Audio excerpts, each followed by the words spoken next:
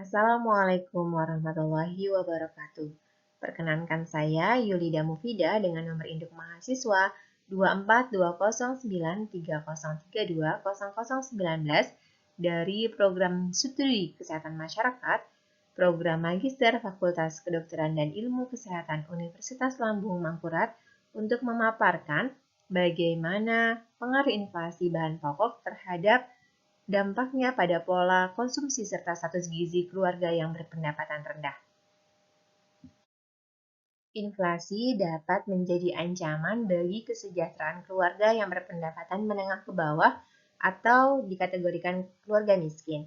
Inflasi sendiri adalah suatu kondisi di mana terjadinya kenaikan harga dari barang dan jasa yang secara umum dan terus-menerus dalam jangka waktu tertentu yang menyebabkan menurunnya daya beli uang. Sebagai contoh, terjadinya kenaikan harga beras hingga 20% dan juga kenaikan gula hingga 30% di mana kedua bahan ini merupakan bahan pokok utama yang sering digunakan di rumah tangga. Menurut BPS tahun 2024, kenaikan harga pangan utama ini menyumbang inflasi sebesar 2,75%. Keluarga berpendapatan rendah mengalokasikan lebih dari 50% pendapatannya adalah untuk pangan, sehingga kelompok inilah yang sangat rentan untuk menghadapi atau mengalami perubahan atau adaptasi terhadap fluktuasi harga di masyarakat. Kenaikan harga yang secara langsung akan mengikis daya beli masyarakat dan memaksa terjadinya perubahan pola konsumsi di masyarakat. Berikut adalah gambaran model sebab akibat, di mana penyebabnya adalah inflasi dan akibatnya adalah perubahan pola konsumsi dan juga status gizi masyarakat. Seperti yang saya sampaikan di depan bahwa inflasi bahan pokok akan menyebabkan kenaikan harga pangan primer atau harga pangan utama seperti tadi beras dan juga gula. Ketika terjadi inflasi, maka keluarga yang berpendapatan rendah akan melakukan adaptasi berupa pengurangan pembelian makanan bergizi untuk menjaga kuantitas kalori di keluarga mereka. Ketika terjadi penurunan pembelian terhadap makanan bergizi, maka terjadilah penurunan asupan gizi untuk keluarga yang akan meningkatkan resiko malnutrisi keluarga, termasuk diantaranya adalah wasted, kemudian underweight, dan juga stunting. Studi pendukung ini oleh Lestari tahun 2022 menemukan bahwa 68% rumah tangga akan mengurangi makanan bergizinya saat terjadi kenaikan harga. Kemudian Hede tahun 2023 menyebutkan adanya hubungan kuantitatif antara kenaikan harga dan peningkatan risiko stunting di masyarakat.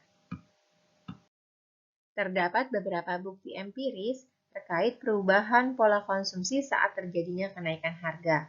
Konsumsi makanan bergizi seperti protein hewani, sayur, buah, ini akan cenderung menurun drastis ketika harganya naik. Kemudian, pengeluaran masyarakat atau pengeluaran keluarga akan beralih ke bahan yang lebih murah harganya tetapi berenergi, tetapi juga cenderung ada rendah atau minim mikronutrien. Kemudian, keluarga juga akan mengalami perubahan frekuensi memakan makanan yang bernutrisi, sehingga mempengaruhi kualitas gizi keluarga. Lalu bagaimana dengan dampak pada status gizinya tadi? Karena terjadinya perubahan pola konsumsi, maka terjadi resiko malnutrisi dan stunting di keluarga. Penelitian Hede 2023 menyebutkan kenaikan 5% harga pangan ini dikaitkan dengan kenaikan resiko wasting sebanyak 9% dan peningkatan signifikan pada kasus stunting. Dampak terbesar ini terlihat pada anak laki-laki, bayi, dan periode 1000 hari pertama kehamilan sampai dengan usia anak 2 tahun. Lalu bagaimana dengan efek jangka panjangnya? Karena bayi dan balita mengalami malnutrisi dan resiko stunting, maka efek jangka panjangnya adalah terjadinya resiko penurunan fungsi kognitif, kemudian meningkatkan resiko terjadinya kesehatan atau masalah gizi kronis, kemudian juga terjadinya permasalahan pada produktivitas di masa dewasa. Berikut adalah perubahan pola konsumsi di keluarga. Karena adanya kenaikan harga bahan pangan, keluarga akan cenderung melalui sebuah adaptasi dan pengorbanan keluarga. Yang pertama, akan ada adaptasi dengan cara pengurangan protein hewani, di mana dari protein hewani seperti daging, ikan, akan berpindah ke sumber protein yang lebih murah seperti tahu dan tempe. Kemudian, karena terjadinya pengurangan protein hewani, maka tentu akan mengurangi kualitas nutrisi yang dikonsumsi keluarga. Karena keluarga akan mementingkan untuk sisi kuantitas atau jumlah. Kemudian, keluarga juga akan melalui sebuah melakukan adaptasi berupa konsumsi lebih sedikit sayur dan buah, di mana sayur dan buah yang segar ini dikurangi karena harganya yang relatif lebih mudah rusak dan juga lebih mahal.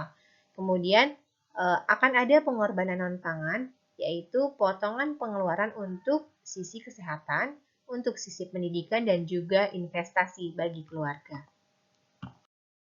Berikut adalah studi kasus di Kota Magelang oleh Zakaria Effendi dan kawan-kawan tahun 2018 yang mencatat inflasi signifikan menurunkan konsumsi rumah tangga di Magelang. Kemudian temuan lainnya bahwa kombinasi inflasi dan perlambatan ekonomi akan mempercepat pengurangan konsumsi bergizi oleh masyarakat.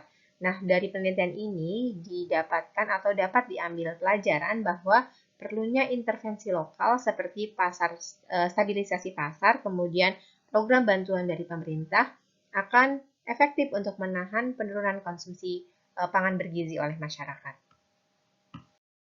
Berikut adalah penyebab utama inflasi bahan pokok di Indonesia. Yang pertama, terjadinya produksi yang menurun. Penurunan produksi ini dapat disebabkan oleh gangguan pasokan seperti akibat cuaca ekstrim, misalnya banjir atau kekeringan. Kemudian, adanya permintaan yang tetap tinggi sementara pasokannya stagnan. Kemudian, distribusi tidak merata dan terjadinya penimbunan di beberapa daerah sehingga memperparah kenaikan harga. Kemudian, adanya kenaikan dari biaya logistik dan juga input pertanian seperti pupuk dan transportasi. Sehingga intervensi yang dilakukan pemerintah harus menargetkan akar pasokan dan distribusi, bukan hanya pada aspek permintaan. Berikut adalah kebijakan dan solusi untuk melindungi keluarga rentan. Yang pertama, proteksi sosial terarah seperti pemberian subsidi pangan, kemudian bantuan tunai bersyarat, dan juga voucher yang mentargetkan keluarga miskin. Yang kedua, memperkuat ketahanan pangan lokal seperti adanya dukungan input pertanian, irigasi, dan rantai dingin untuk mengurangi volatilitas pasokan. Kemudian ketiga, adanya edukasi gizi dan juga diversifikasi pangan di masyarakat.